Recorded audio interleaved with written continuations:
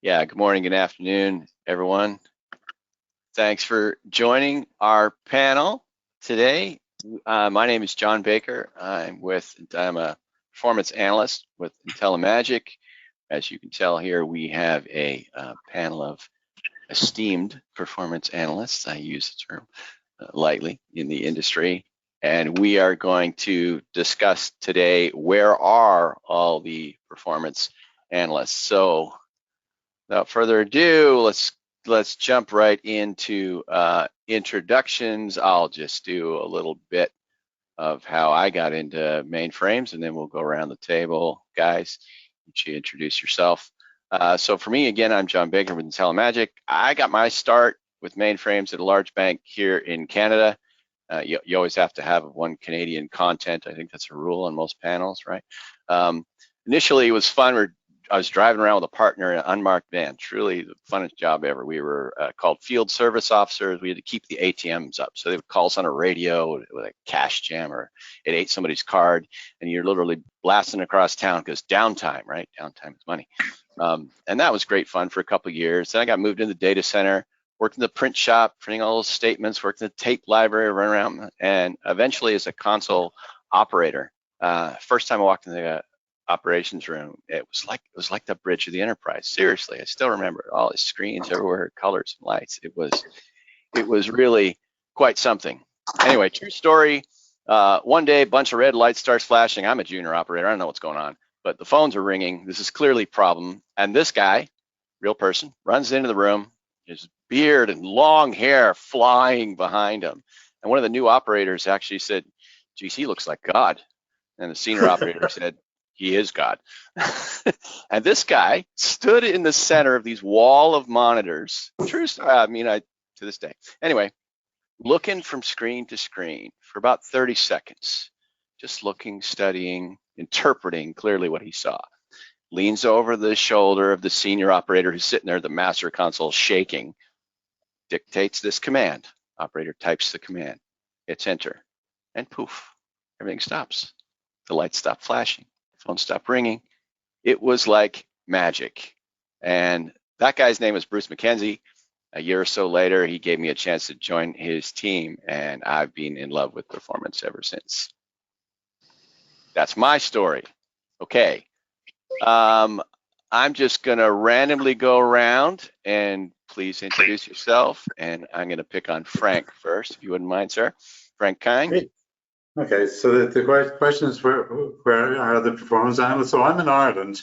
I'm Frank Kyne. I work for Cheryl Watson. Cheryl and Tom are actually in Spain at the moment, having just returned there from Morocco. So that's where the people are. I work for Cheryl Watson. I started off as an operator as well, long time ago, long before your time, John. In a customer, we were a PMDNC shop at the time. Then I moved to IBM in Ireland in '85, moved to the Breadbooks group in IBM in '98 for a 2-year assignment. I knew the Irish are probably not the world's best at timekeeping. So 25 years later, I'm still living in the States. I left IBM in 2014 and work with Cheryl now. I guess actually probably what hooked me on performance was doing some work with Martin a long time ago. You might remember Martin. We did PMIO projects for 2 customers in Ireland. I was just fascinated, that you get all these reports out, and you tweak this a little bit here and this a little bit there. And next thing, the batch is over before the online window. First time ever. I said, "Oh, this is so cool." And I've been dabbling in performance ever since. So that's my story, and I'm sticking to it.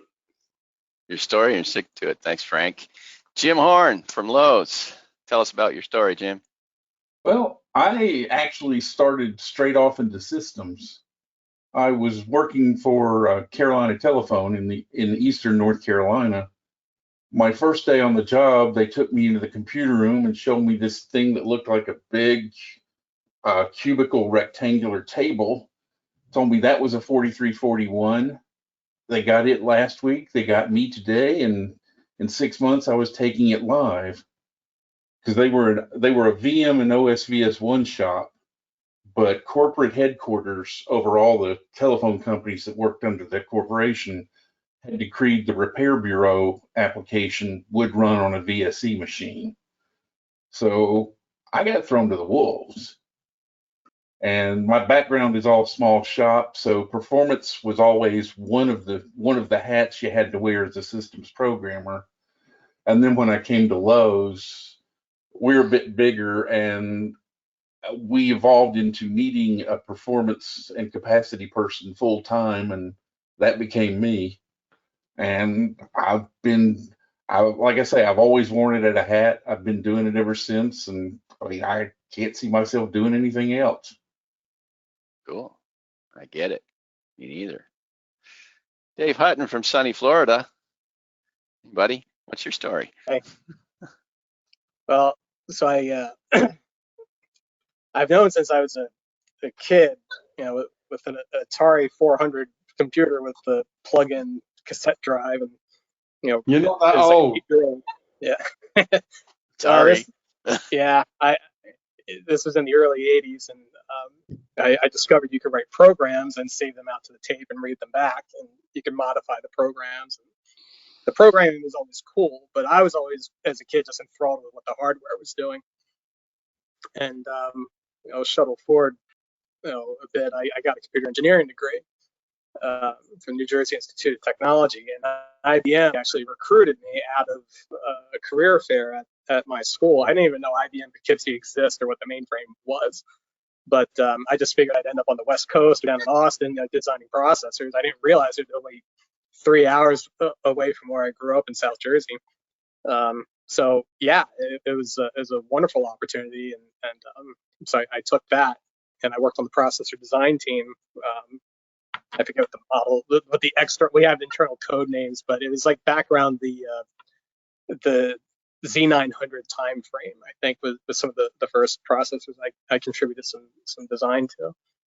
And then after a couple of years, I took a sabbatical from IBM and doing verification work for hire, and I realized I enjoyed working with clients in that capacity, and I only did it for 2 years, and I came back to IBM.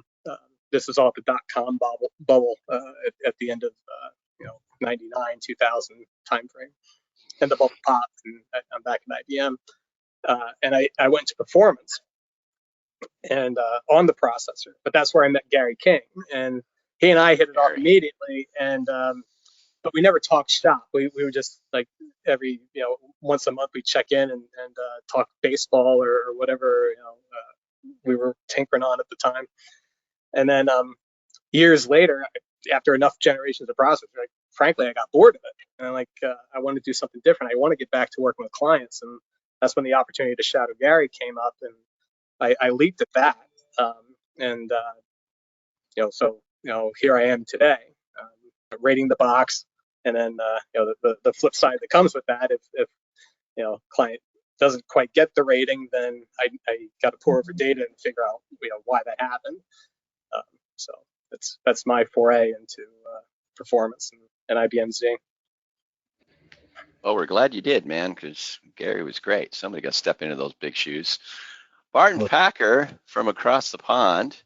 I know it's 4 o'clock in the afternoon for you. It's almost beer o'clock, isn't it? We'll have to fix beer o'clock. So thank you. Yeah. What's your story, buddy? Well, we'll talk all the way through the beer o'clock in this locale. Yeah, so my dad taught computing in the Royal Air Force, and we had loads of really quite seminal computer science works scattered around the house, right?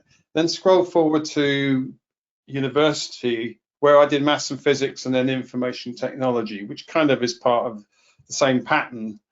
So I was bound to do something with computers. And then I joined IBM, and I thought I'd be doing programming. But back in the mid-1980s, it was full of, and Frank, you'll remember this, upmarket SEs who knew, I don't want to say any more, actually, I don't want to complete that sentence. But anyway, I wasn't one of those.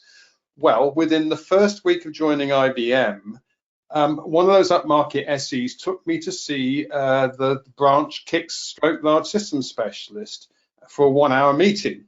Well, that 1 hour meeting was on KICS virtual storage and DOS to MVS migrations. And that was in the morning. I spent the rest of the day with Keith, who was the large system specialist in the branch, because what he was doing was utterly fascinating with the numbers, right? And couple that with programming, and I think of programming as frankly a creative art.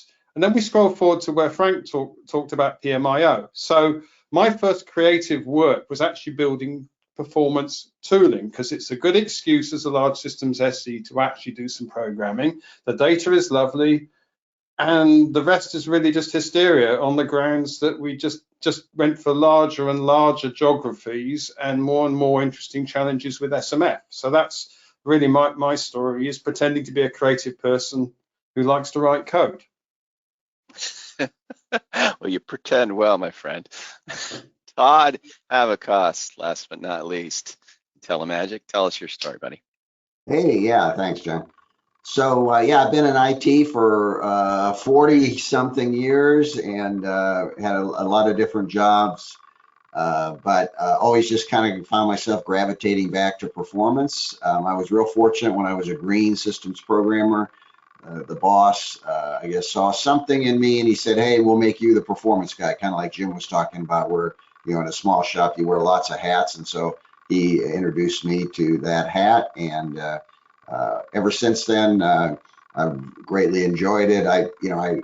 With performance and measurement, SMF data, I love being able to find out how things are really running rather than how I think they might be running, or the objectivity that comes from actually looking at the data, and you make a change, and did it help or did it hurt, and in what ways, and so on. So that's always appealed to me, and so I've enjoyed that, done a lot of different things, but enjoyed that particular role. And then 7 years ago, I had the opportunity to join IntelliMagic, and now I get paid to look at people's SMF data and with a powerful tool and help them maybe see things they haven't seen, but at least help them help their systems run better.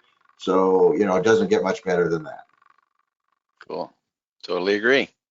Okay, so now just to the audience, in case you didn't maybe read all the info before you signed up, we are here to take your questions, but we're not just going to sit here and wait.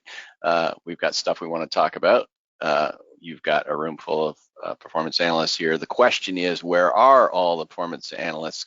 Somewhat rhetorical, because obviously we think it's the greatest job in the world. We can't understand why anybody wouldn't want to do this job. We've all had, I think as Martin said the other day, we've all had, well, I shouldn't say had, we're still going, right? We're not we're not done yet, right, guys? We're all having a good ride, not had. We're having a good ride, and we think that it might make sense for lots of others to want to join this ride. It's a good place to be. So please do submit your questions into the question panel, chat panel. I'm not sure if you see both or either of those in the GoToMeeting panel, and we will keep an eye on those and absolutely take them on. But for now, I think I want to dive right in, because we have our own little dialogue internally all the time, and what I would call the elephant in the room, which is money, right? It's always money. We can say, well, performance is important. We think performance is important, and yeah, well, that's all well and good. We think that everybody should want good response time. I know my wife, who is not technical at all, she's a music teacher, but she hates to wait. I mean, she hates waiting in line. She hates waiting in traffic. When she clicks on something on her computer and her Mac, and she gets what she refers to as the beach ball of death, which is this colorful little thing spinning. And she says, hey, performance guy, what's this beach ball of death business? Well, at least in our business, you can't always make it go away, but you can understand it. You can say, well, why is that? What's the cause of that beach ball of death? What's the cause of the lineup at the grocery store? Is there not enough checkouts? Things like that. Well, in the old days of performance, we were only concerned with, yes, response times and throughput, our batch jobs getting done fast enough. Today, the performance analyst role is, or I'd say should be, broader than that.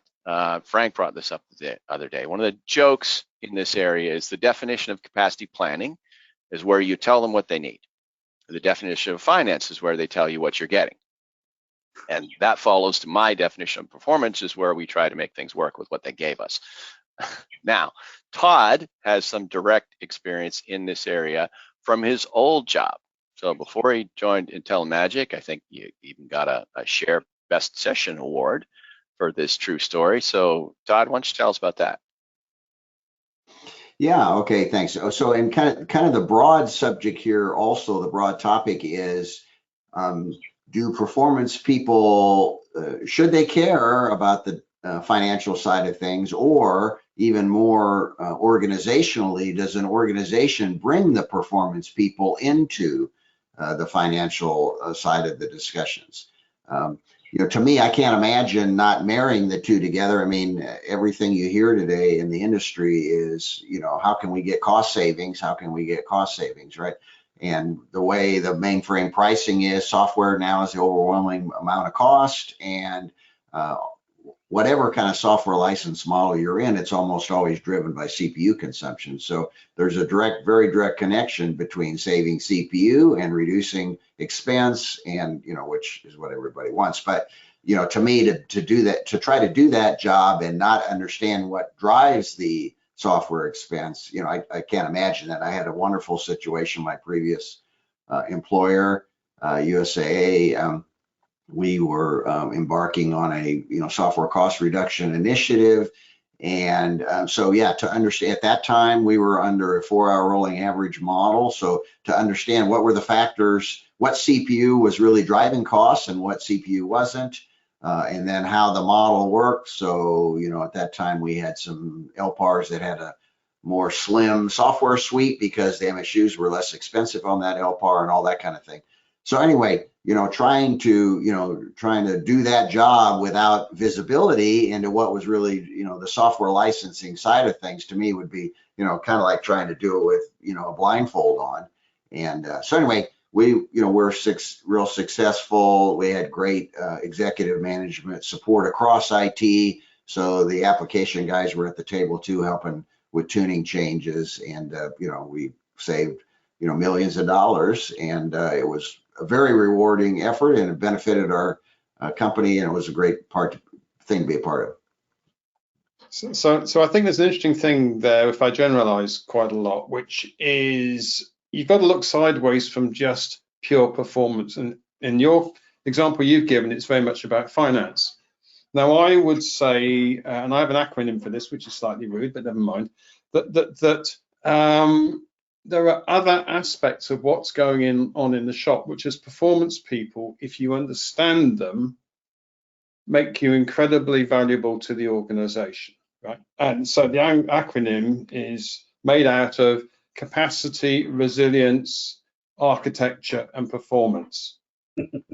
Right. So the basic point is you can do a lot of really useful, work that one out, John. You can do a lot of useful work on all those axes from the very same set of data. Now I will say I've been trying to push that message for 10 or 15 years now, and actually learning as I go, including literally today. So I think we have to view the role as broader than just pure, let's take the narrow definition you started with, John, of response time, and also broader than just, finance and stuff like that. So if we view the role as being incredibly nosy about the way things are and why they are and history and stuff like that, I think that makes it's one of the reasons why I think it's a very rewarding job to be doing. And I don't know whether that's part of the sales pitch to somebody thinking about doing a so-called performance job, is it could be incredibly interesting and you could be incredibly valuable. I think it probably ought to be. Yeah. Well, it seems to me like even though we might on the surface appear very different, our role, you guys are the technical propeller heads that look at SMF data and analyze statistics and things like that. And then you have the stereotypical accountant in the boring suit who's doing the books and saying here are our costs, but really it is to the benefit of the organization that we get along, that we work together. The vast majority, regardless of the different pricing plans out there, are based on some form of CPU consumption, and whether that's in MIPS or MSUs, it doesn't matter what the metric is. It's based on a CPU. We have access to that data. We can interpret that data, and the finance folks are tasked with dealing with contracts and spelling that out. Jim, I know you have some involvement with that. You wanna chime in with your 2 cents?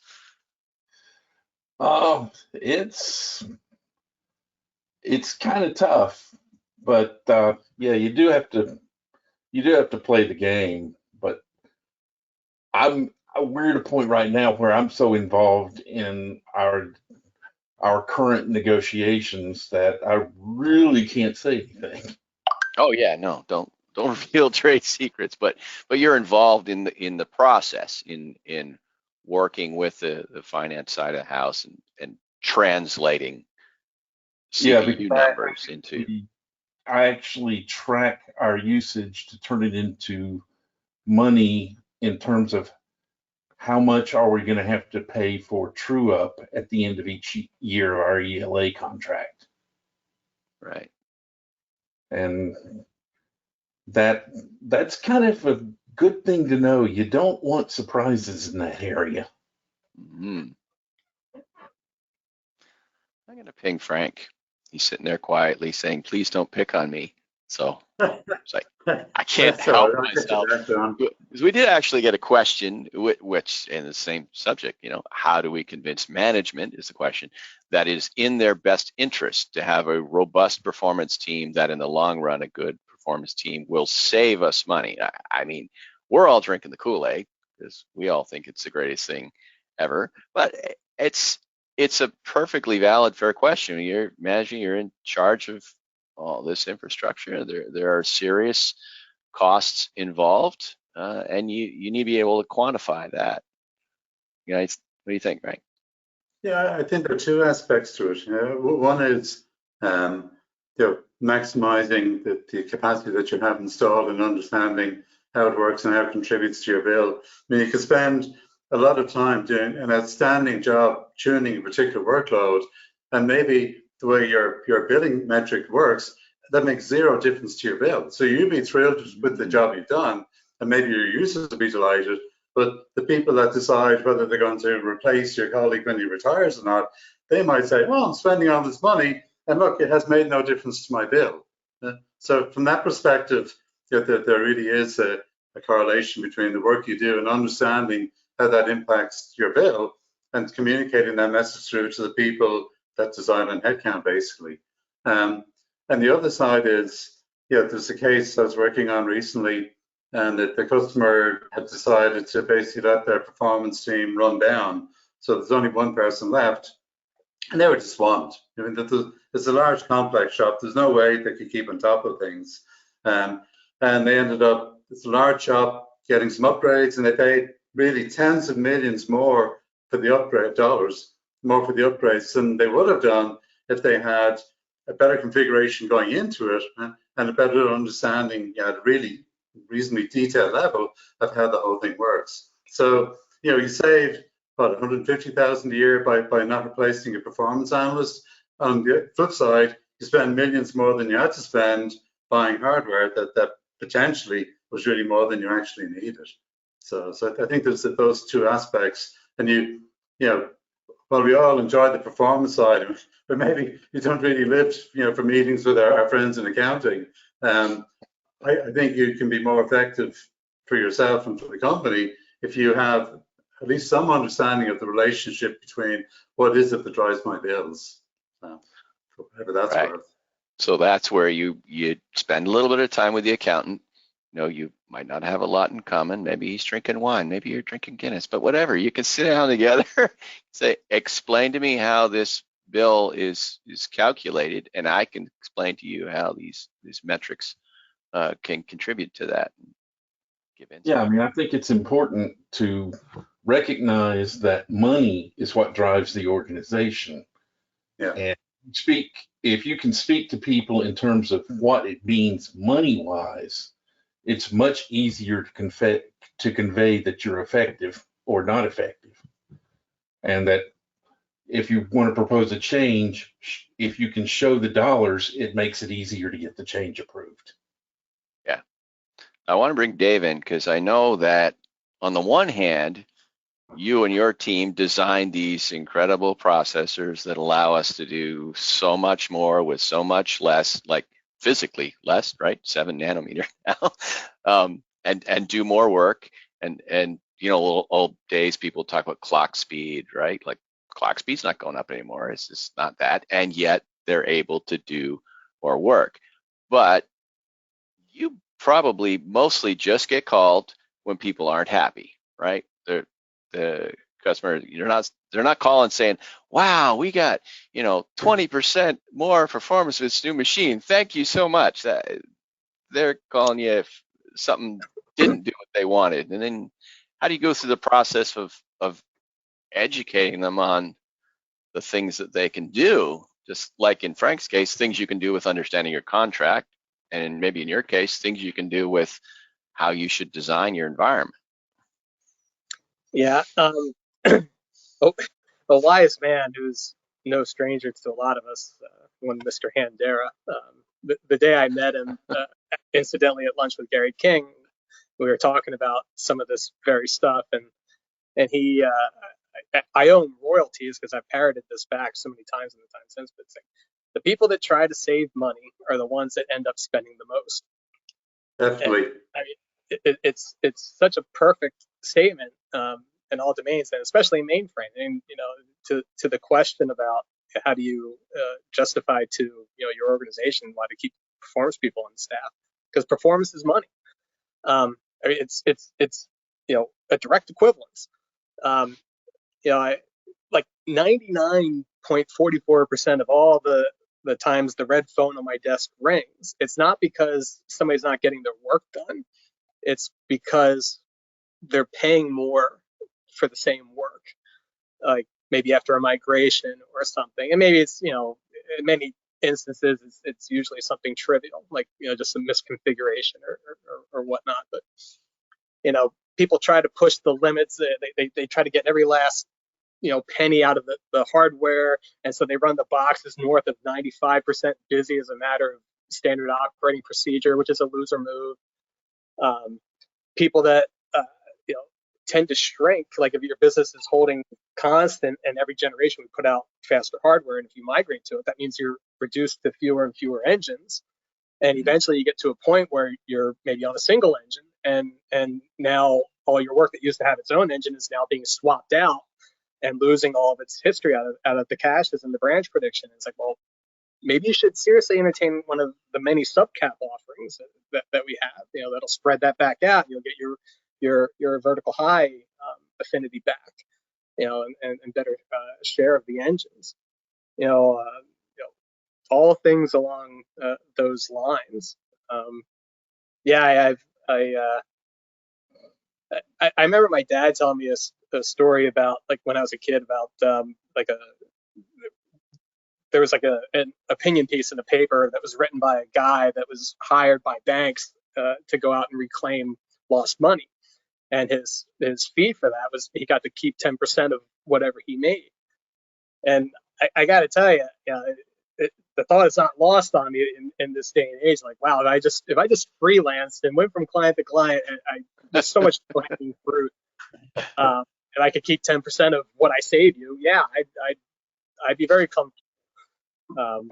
So can I butt in on the trying to save money thing? Because one of the things I would also say is most of the crit sets I've been involved in have actually, funnily enough, not been about performance. They've been about resilience. And to take David's example of running above 95%, a lot of those have been people sweating the asset to the point that basically their environment is incredibly vulnerable, particularly if they don't set up things like Workload Manager right, or Sysplex right, or stuff like that, which is sort of how I kind of got into resilience as being a companion thing to performance. So I think if people are trying to save money too much, they have to be very careful and have to be very clever and think very hard about how they're still running what, after all, is a service, because a service that's out could be very expensive while it's out,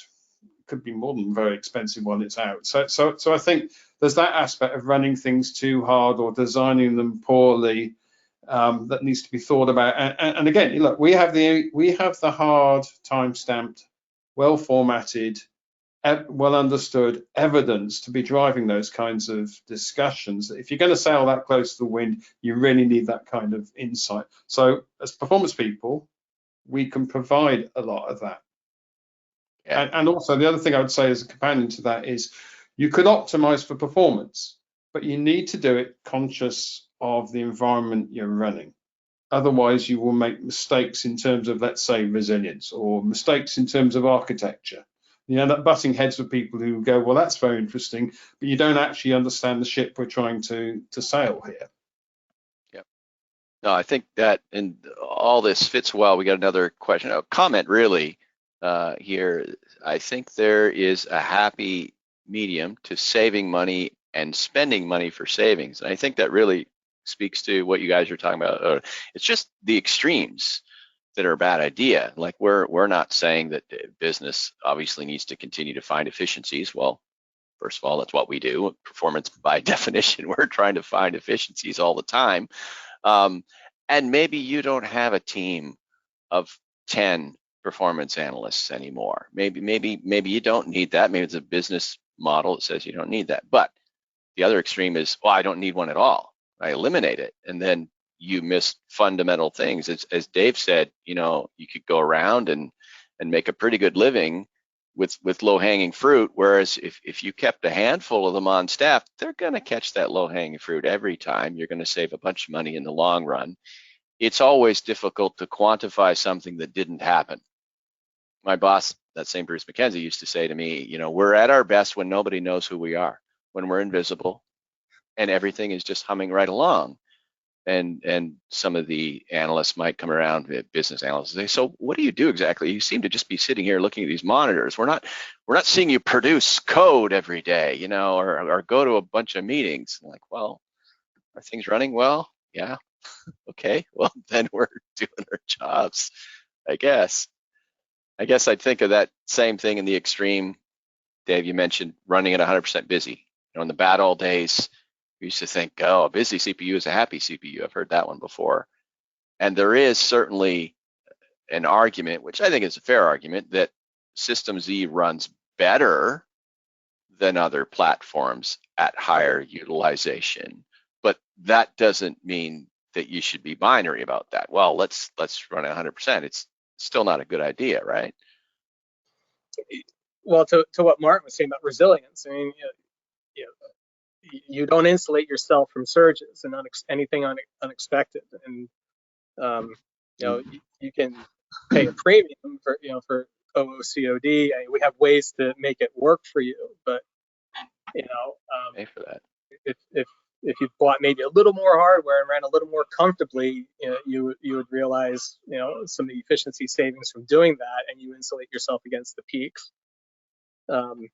Yeah, another favorite one I hear with some frequency is, like, you know, clients that still run on COBOL 4.2 because they fired all the compiler people that would, you know, test out the applications and then promote them to production. And like, well, they ran before, you know, just fine. And, you know, we'll continue running with them. It's like, well, no, I mean, you're forgoing, like, you know, 20 plus years of architecture refinements and efficiency enhancements. And yeah, I use the old, like, 70s, like, leaded gas. You know, you can't put 70s gas in a Prius today. The car will choke itself out. You know, it's the same way with these processors. They are far less tolerant of garbage and inefficient code, and even, like, you know, like 20-year ago compiler code. You know, it's in order to make do at the end of Moore's law. You know, we're turning over every last stone, and you know, I conjured, you know, in one of my processor presentations from a while ago, like, you know, Spock from Wrath of Kyne, at the end, when he famously says, you know, when he sacrifices himself, that you know, the needs of the many outweigh the needs of the few, you know, or the one. And so, you know, to that end, we optimize for the general case, for the common case. And so if you're operating in the fringe case that may have been tolerated before, you know, you're living on borrowed time. I mean, the fringes are you know, very quickly becoming more extreme on every generation. And so, yeah, it pays to keep a compiler guy on staff, you know, and pay him, you know, $200,000 a year or whatever to do the testing and the promotion, because he could be saving you $1 million a year. I mean, it's a no-brainer. But yeah, everybody loves to save money and cut staff. So. And that does raise the point, doesn't it? That I think we're in a position where we can strongly influence the priorities of an organization and the program of work going forward. And that would be a classic one, which is you've got to make jolly sure you can actually take advantage of latest compilers, and should regard that as a reasonable priority to do so. And we can say something like, it will have a big impact, or it will only have a small impact, which is one of the ways we actually do influence what an organization's agenda actually is. Yeah, or even to take it to another level, a lot of the older shops used to have assembly coders on hand, that custom wrote stuff that was very efficient. And the rules about what makes a piece of code efficient varies and evolves over time as the hardware evolves over time. And so if you don't keep that talent on hand to maintain and make those adjustments over time, I mean, you lose those efficiencies, and now you're paying through the nose for that. And that's a far more specialized talent than a compiler person. I mean, knowing somebody, having somebody on staff who still knows Z assembler and can maintain your code is a rare bird. And they retire and they don't backfill them, and it ends up costing the company money. So, yep. That leads well. I mean, we could talk about money all day. Watch the clock here, and one of the things that also comes along is education. And when I first took the courses, I went to IBM Markham here in Canada. I took a classroom course. It was MVS facilities, MVS system structure, MVS initialization and tuning, and those courses they're gone. They're not really. There's some online stuff, but you probably guessed, Frank, I'm looking at you, because I guess there are other methods for education these days, and you might have had some small involvement with a couple of books that I still rely on heavily. Well, the good bits were probably written by somebody else. I was just a spell checker in my Red Books days.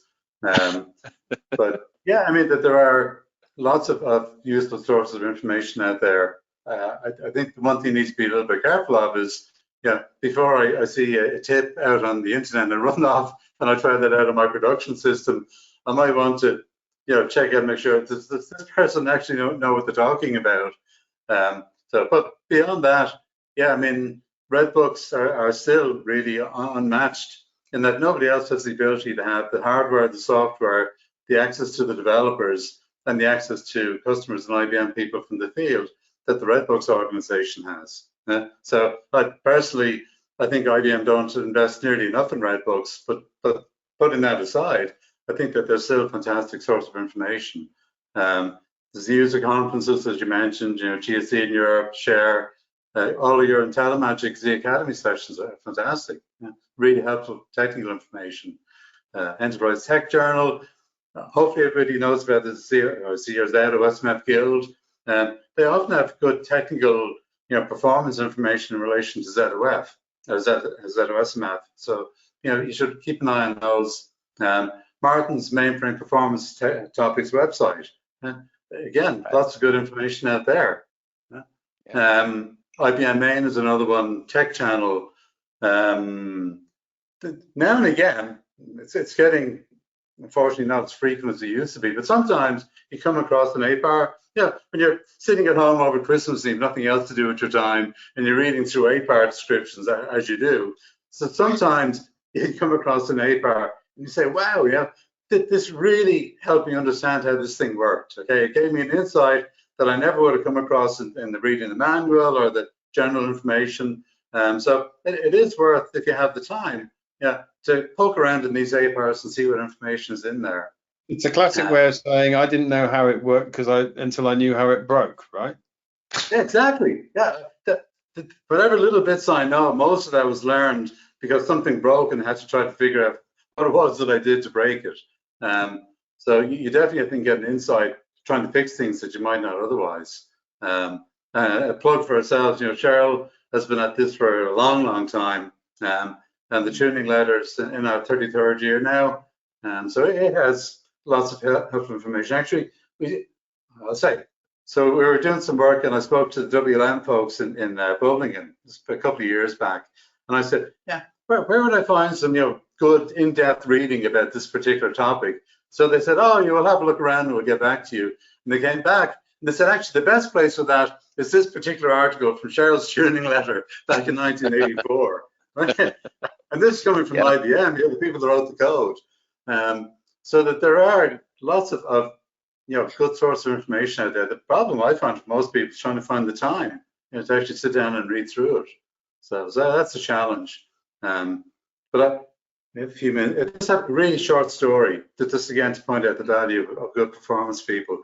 We did some work with a customer in Europe a couple of years back, and they had 7 series Z13s, and it was time to do an upgrade. Okay, and traditionally they'd always had 7 series, and pretty much was a given. Oh, we're going to upgrade, so we have 710s today, so we go to 710s Z15s, and that's it, sort of thing. But the technical people, because they had an interest, they'd done a lot of reading and they'd attended conferences, and they said, well, let's have a look at doing a subcapacity. Right? And they really had an uphill battle in their own customer, in their own site, trying to say, well, let's try this out and see what happens. And they did, and they had a really significant reduction in MSU consumption because of the combination of their configuration, their particular workload, and the new boxes that they bought. So it worked out really well for them. But that never would have happened if they didn't have people on staff that had that passion and wanted to understand how things work, and they with that knowledge they could say, okay, so my workload combined with the characteristics of a 6 series box instead of a 7 series should work well for us. And in their case, it did work out really well, and it was so successful they actually the project got a mention in the company's annual letter to shareholders, which means that the next time they go back looking for money or support to do something, they're much more of an open door going to their executives than if they just had gone down the normal 7 series route in their case. And okay, things got a bit better, we spent a lot of money, and it's just so what sort of thing. So that I think this is all about experience. Sorry, Frank. This is all about experience as well as what you might call book learning, right? So all the sources you've mentioned are great, especially one of them. But I think the key point I want to make is those people who started talking about subcapacity processes as one example would have done it based on an experience base. Which, I don't know which customer this is, by the way, but it will have been done on an experience base, which will be tremendous. And I think at least half the learning is being able to gain experience that marries up and actually sheds light on the book learning. So you need both. You definitely need both. But I think this is one of these things where if we're looking for the next generation, there will be people who will have an attitude to absorb book learning, but also have an attitude to accumulate experience and be able to fit what they do along in an experiential sense with it. So I think experience is tremendously important, which is a nice way of saying it's good to be old. But now we got to bring in the next generation. I'm going to pull in Jim, like it or not, buddy. I'm going to pull you in because I've known Jim, my God, going back to the old CMG days. He's been around a couple blocks, seen a couple problems. To your point, Frank, about breaking something, I say, experience is what you get when you don't get what you expected, which means you broke something and you probably learned something, which is a good thing. And just kind of on that front and on the education front, what would you say, Jim? Say somebody, we've convinced them. There's some young guy, young gal on our audience here that says, okay, I want to do this performance thing. There aren't courses. Frank's given me a bunch of sources. That's great. What advice would you give them today to get started on this path? Do you got to be a programmer first, for example? That's something I wonder. Some people say, well, yeah, you got to have a coding background and then you naturally progress to analyst. Terrible programmer. But, a lot of you guys are probably very good programmers. What do you think? The biggest thing is you have to be interested. To be good in performance and capacity, you have to be self-motivated. It's constantly changing environment. You have to stay up on what's changing, all the new stuff. Education is a must, but getting it can happen through a variety of ways. Magazines, Cheryl Watson's tuning letter is one of the greats. You got to keep up with that, but even more, you've got to, as Martin said, apply what you learned.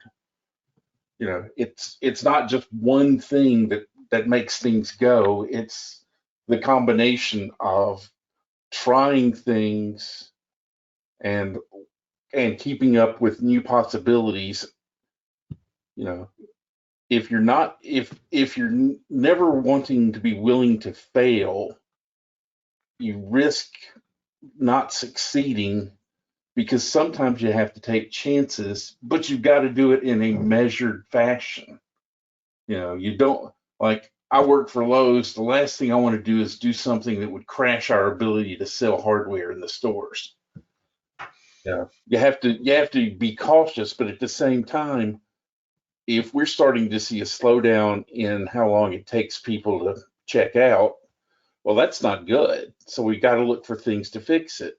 And one of the things you can do is, okay, has the technology done things to change? Because a lot of times that can make a difference, but it doesn't help you if you don't exploit it. And the only way to be able to exploit it is to know that it's there, and that takes you back to education, and then the trying it. So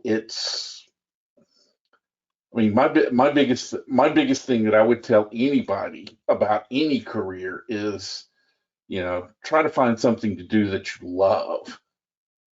You know, I get to go to work. I don't have to go to work. Right. Yeah. I think all of us on here, like, we enjoy what we do. I love my job. So literally yesterday, I said to my teammate, who we all know, I know I shouldn't retire now because I feel like a kid at Christmas with this new set of data coming in from what turns out to be an American customer. But that's the thing. If you can retain that sense of wonderment and enjoyment, then I think it helps a hell of a lot. It broke my wholesale, by the way, that new set of data, but that's part of the fun too.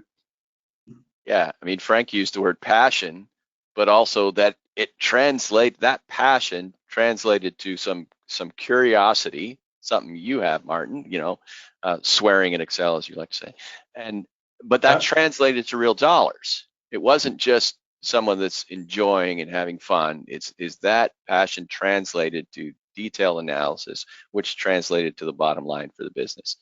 Dirty little secret, it is just having fun, but thankfully it does contribute to the bottom line. We get to get paid for this. I mean, well, how great is that? I'll admit it. All right, we've got more questions here. I just want to keep up. Importance of question: what is the importance of education of queuing theory and how mathematics applies to performance? I would just say off the top, fundamental. I'm not a mathematician and I'm a terrible programmer, but you know, the fundamentals, not the details, but the fundamentals of queuing theory. I love Jim's business, Lowe's, which, you know, has checkout lines. And if you've seen in my session, I'm a fan of analogies, and I'll use checkout lines, which is, you know, figuring out what's the rate that people are coming into the store. What's the average number of people in the store? What's the average amount of time it takes to check out? Those three things that I just described are the three components that go into Little's Law, which is the basics of queuing theory. But you don't have to be a mathematician. You can just say, how many people are coming in? How many people are here? How long does it take to check out? And you can decide how many checkouts you need. I would say that's one, by the way, I'd say queuing theory is one aspect of the dynamics of how systems work.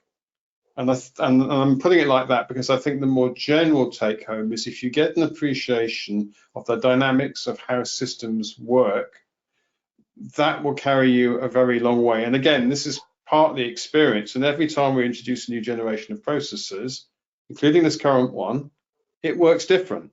but because you know what's gone before, if you're lucky, you have some appreciation of how it's different and some chance of understanding what the implications of that are. Back to experience, really, but the dynamic as performance, it's the dynamics of how things work that's really fundamental. And yes, queuing theory is part of it, but I don't think you have to remember the formulae in depth. You just have to understand the dynamic and why an N way is better than a one way, for example, in terms of queuing. Yeah. Would be a good level. That's just a really very basic take home appreciation of that one, right? It's not formulae, it's kind of the dynamic of the thing. It's the concept of the checkout lines, right? Your store is not going to have 10 checkout lines with nobody in them. That's a waste of money. But if you only have 2 open and it's a big lineup, well, people are upset. Sorry, Dave, you were going to say. No, well, you guys just touched on it, but yeah, right. Having a general working knowledge of queuing theory rather than an academic, formulaic knowledge, I think it's really what matters. And anybody who's ever driven anywhere, right? I mean, you sit in traffic. Sure. Or coming off a red light, and the number of cars in front of you, and everybody has to increment it, and they take off at different speeds relative to each other, and yeah. And in fact, all the talking about analogies. I mean, 9 out of 10 analogies I throw out when I'm talking about capacity planning and just general performance are cars on a highway. So yeah, I would say that, like, don't get intimidated by thinking, oh, I gotta bone up on I got to get a queuing theory book and take a class on it. It's like, no, I mean, just have a sense and appreciation for how these mechanisms work. Yeah. And it's not like you have to be a statistician either.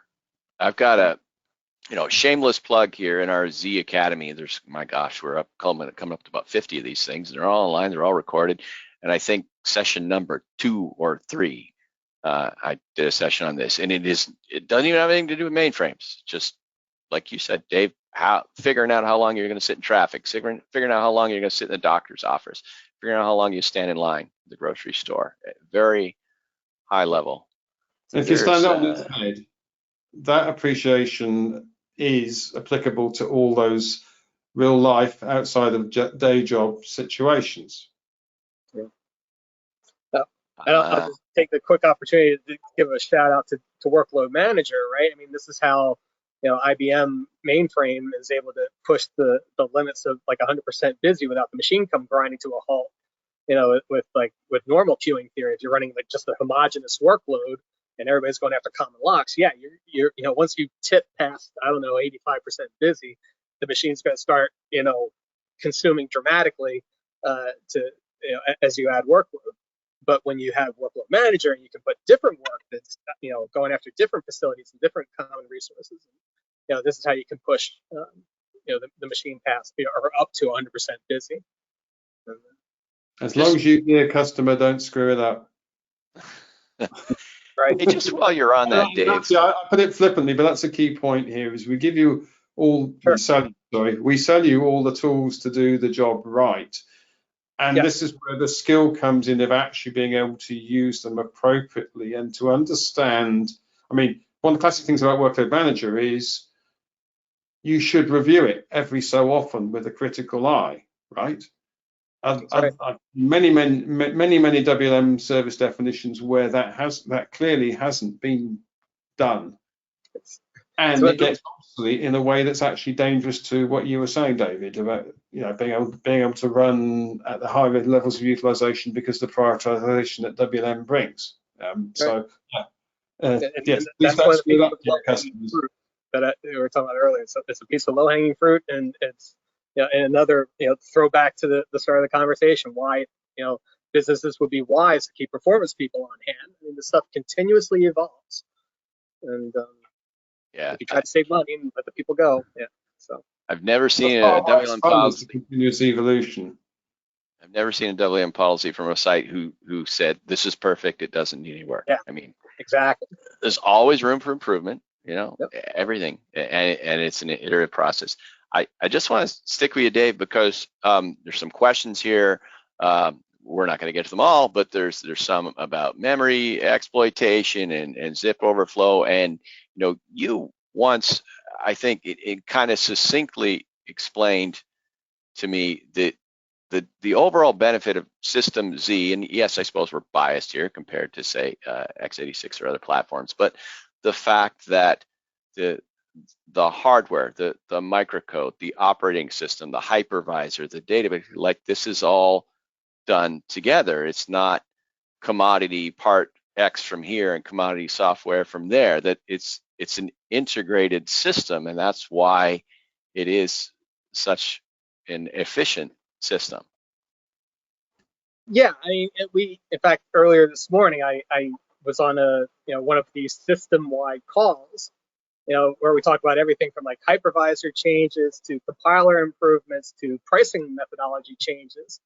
And you have people from the operating system, you have people from the compiler teams, the hardware, the processor, and nested memory design teams, the firmware teams, and they're all there. And we talk about this stuff collectively.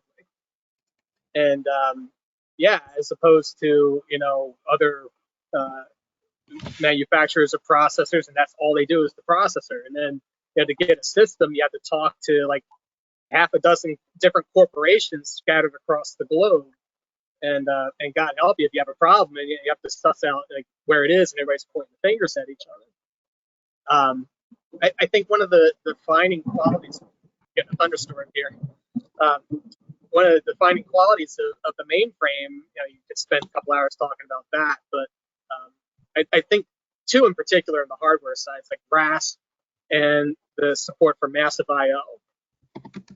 And for the longest time, we've had this notion of books, and now they're called drawers. But basically, the nest interconnection of the outer caches with the system memory, with the I/O, and then in the other end, the processors, and tying all this together. And so we have this very massive bandwidth nest to support the high bandwidth I/O, and to talk to all of our state-of-the-art processors in an efficient manner. And I think you can only do that if you're, a one-stop shop and you have all the teams collaborating very tightly to do that. The Z16 Nest redesign is like, I marvel at that. It's one of these things that's not taught in any computer engineering classrooms or any textbooks yet. But that was only made possible because we took the level 2 cache out of the processor and put it in the nest, and then shared it among the nest of virtualized level 3 and level 4 caches. And again, like this fluidity of movement between, okay, this was traditionally a processor feature, now it's in the nest. You can do that when you're the one-stop shop for everything, and you have these all the cross communication between all the teams. And that doesn't even get into the whole software side of the stack with the hypervisor and the operating systems and the firmware and the middleware and all that we also like. When I was on the processor team, we go up to Toronto and talk to the compiler guys, and they say, well, we have this 4 instruction loop that we do quite often, but we know your hardware makes groups of 3. So if you could fuse these 2 instructions into one, we could mate it to your hardware very tightly, and it would be great for performance. And we go off and we would do that, and just again, like all these, the value of IBM having all systems under that mainframe banner in-house, and we collaborate in this way. I think it's a huge asset. It's really a large part of why we're still here. So, and I don't think you can do things like hyper dispatch unless you own at least the operating system and the hardware, right? That's a pretty good example. Yeah. Here, I thought you just came up to Toronto to visit me. Now my feelings are all hurt. You're working. All right. Yeah. Obviously, I think if everyone's in agreement, we're going to do another one of these. But one of the things that we talked about previously in a little email chain, because it's another big elephant in the room, AI, right? Everybody's talking AI. AI it's going to replace everything. Maybe it'll kill us all. I mean, the Terminator, it'll happen. Skynet will become self-aware. Some people say that's not even crazy. So it's not. I mean, if it's controlling things, but to keep it maybe in this context, putting out that hypothetical, could AI replace the performance analyst? Who wants to jump in? Todd, you've been quiet. Oh, I'm sorry. I got to pick on you, buddy. Lead us off. Well, I mean, you know, this is certainly a major advance, you know, overall in this technology. But I mean, people have been asking that same question for a year. Will this tool or that tool figure out all my problems, and I don't need to bring any human intelligence to it? And you know, so far there's still, you know, have the computer do the things the computer's great at, but you still you know, there's still value that's brought in by the experience and the specialized application of things. So I mean, you know, will it enter? You know, IBM's bringing in WLM management of batch initiators in 3.1, bringing in some of these concepts, right? Okay, that's great, and maybe we'll see more application of that, and that's great. But you know, anyway. I know everyone's got opinions on this one. I'll pipe up. So I did a little bit of research on this for a tuning level article. So I was speaking to some people that are much smarter than I am, AI people. And you know, from those discussions, if I look at it specifically from the perspective of analyzing and extracting insights from SMF data, I would be inclined to think that, you know, computers will become self-aware and blow away the rest of us. But when they do, there'll still be people looking through SMF data instead of having AI looking through it. I asked some people involved, and I said, well, if you had to make a choice for the next 10 years, if you could have AI or a traditional performance person, which one would you have? And they said, I'd take the traditional performance person. And that was somebody that's working on the development of all these AI tools. They said, now, 10 years from now, it might give you a different answer, but you know, in that window, they said, yeah, it's just not going to have, you know, the breadth of knowledge and experience that a good performance person will have. So I think it can probably answer a load of questions, but I don't think it can necessarily know what questions to ask, nor, coupled with that, how to tell stories, particularly dealing with the politics that we all deal with in customer and IBM and vendor and what have you, managements. So there's a lot of the finer points or the overarching stuff, which I think experienced people are going to be much better at for quite some time to come. But I do think it could do things like anomaly detection, which is really ML, not AI, but never mind. But you have to tell it what questions to ask of the data, I would think, for quite some time to come. At least I bloody well hope so. And I have a memory 20 years ago of using a piece of software from a major vendor who doesn't need to be named here, but the concept was that you would code these, I think they were called situations, and you would say, okay, so if this and this and this happens with some Boolean logic, then you system will execute command X. And we worked on it a couple of years, and it just doesn't work because, okay, something happens one day, something bad. So you'd code up a situation for that. Well, that doesn't happen again. Something very similar to that might happen, or something dramatically different, but it doesn't always happen exactly the same way, and they would just never trigger. I know to this day, you know, my phone is constantly trying to tell me what I want and predict what I want. It's never right. It's oh, you want to do this now? No, I don't. What are you talking about? Yeah. Now, one thing though with AI, as it starts to come into our world, is I think it, rather than replace, I think it can really help us do our jobs better by taking a lot of the heavy grunt work. You know, the detailed analysis that you want to do. It will make it easier to highlight potential issues before they're problems. You know, yeah, and that's good because that gives us time to do the thinking and the creating. Right. It lets us do more analysis and less of the detail that goes into producing, you know, the reports you need for the analysis. So yeah, I mean, it'd be a huge help very quickly, but in terms of replacing us, it's years and years away. What was You quite definitely- fun is I actually asked ChatGPT to write a blog post on parallel sysplex. I did two things, right? One of them was blog post on parallel sysplex performance. And it did what's known in the trade as hallucinating quite a bit. It made up stuff that in SMF30 you could see coupling facility numbers when I know jolly well you can't. That was one of the fun major gaps. So that was kind of fun. The other thing I did before then was actually I asked it to write a Python program to do towers of Hanoi using a recursive algorithm.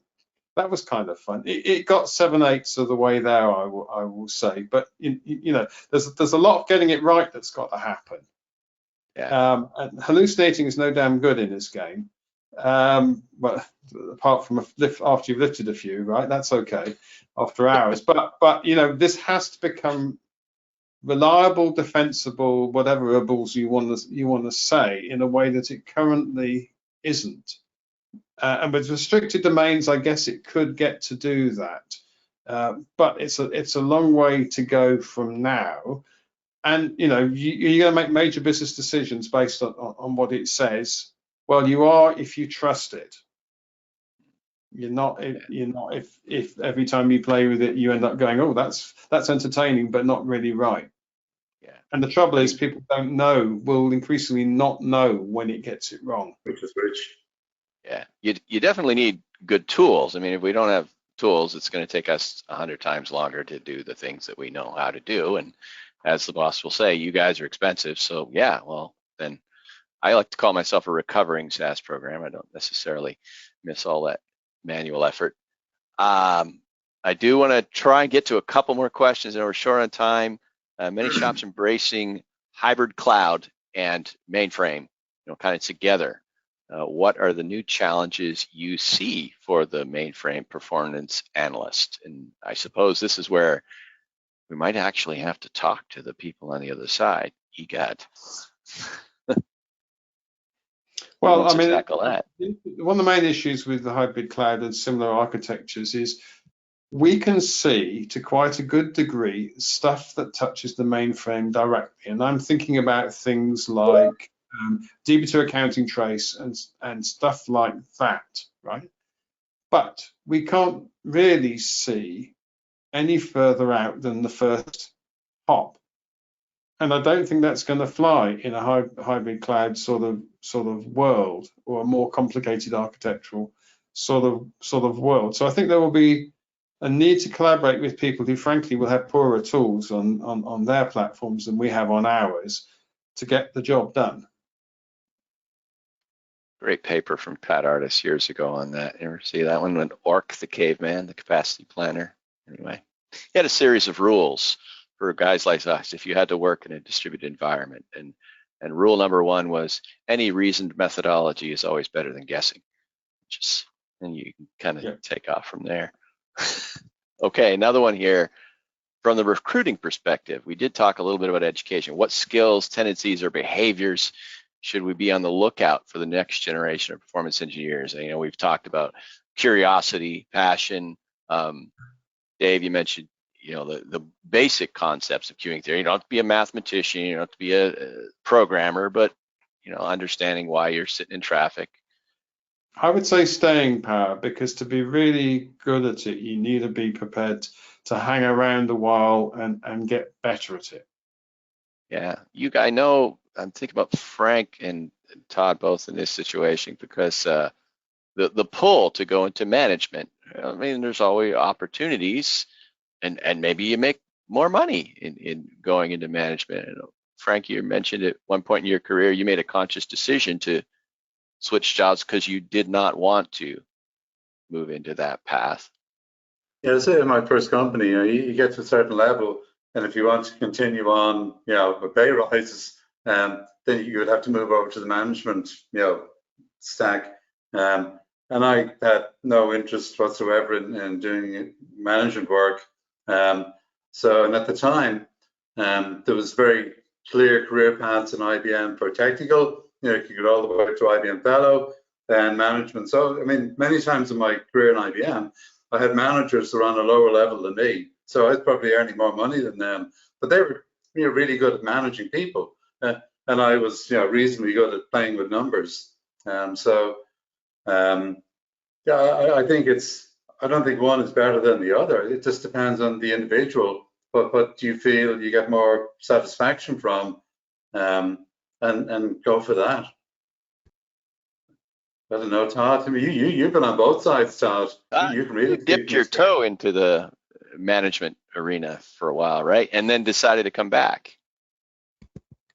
Yeah, yeah, a number of reasons which we definitely don't have time for here. But just thinking about the kind of skills that we're to be looking for. I think one of the really helpful traits, Jim talked about curiosity. Also, a person that can kind of synthesize, or it really wants to understand how different things work together. One of the things I love, I'm a ZOS guy, right? But because I've got easy visibility in a DB2 and KICS and MQ data, now I can have intelligent conversations with those people just from what I could learn from the measurement data, right? So that person that wants to kind of see how things are going to work together in the environment and not have barriers, not have silos, but collaborate together, I think that's another important skill.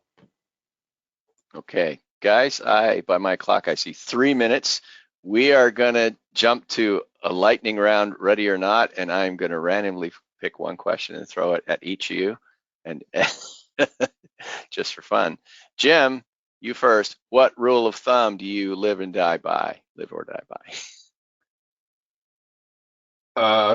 Never go where you can't get back from.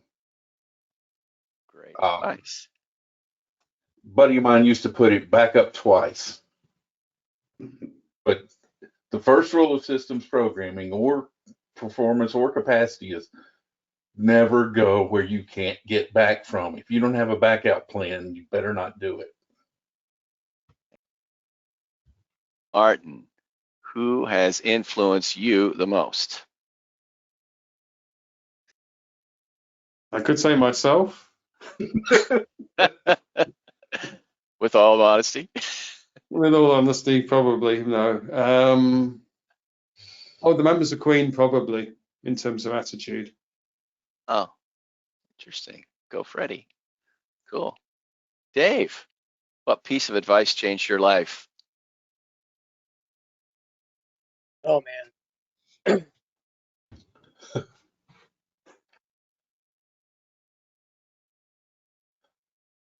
You might have to go to somebody else and circle back to me for that. All right. No, you know what? I'll give that same question to Frank. What piece of advice changed your life? Gee, thanks, John. You're definitely not getting a free beer out of me a chair. Excellent. Well, that is my goal, of course. Your wife is always right. That's a good one. That's a good one. Happy wife, happy life. Yeah, exactly. Yeah. I think just being. Go, Dave. Yeah. Like my mother would say, try to like when you're a kid and you're on the playground, and you have a scrape with another kid, and adults try to figure out what was at the root of it, and then they always say, like, try to imagine like the other person's perspective, and it's really empathy, but it's for me that's been life changing, and in fact, like in the current role, like trying to talk with clients and trying to think, well, what are the one of the hardest parts of the job is trying to get a clear definition of the problem statement, and but like trying to understand what their concerns are and what their business model is and what they're really arguing about, and then trying to come at it from how they might be coming at it, and then that occasionally gleans insights. It's like, okay, this is what they're really trying to say. We would say it differently, and it's been helpful in the job. It's been helpful in personal life all the time. So awesome. Okay, Todd, you got a quick one because we're at the hour. Cats or dogs? Yeah, strong opinion about My this. wife loves dogs, so that's the easy answer to that one. I thought the easy answer is yes. Good For cats answer. or dogs, the answer's got to be yes. Yes. I'll go with that. Gentlemen, we are after the after time. I can't thank you enough. I thank you to everyone who submitted questions. I apologize we did not get to all your questions. We will email responses. I'm pretty confident that we're going to do another one of these because, you know, we could apparently all talk forever. And with that, good morning, good afternoon. Martin, it is now beer o'clock. I mean, it's officially 5 o'clock somewhere where you are, and you too, Frank. So thanks again. It's too late. It's too late. Too late for beer o'clock. Bye, folks. Thanks all. So Bye.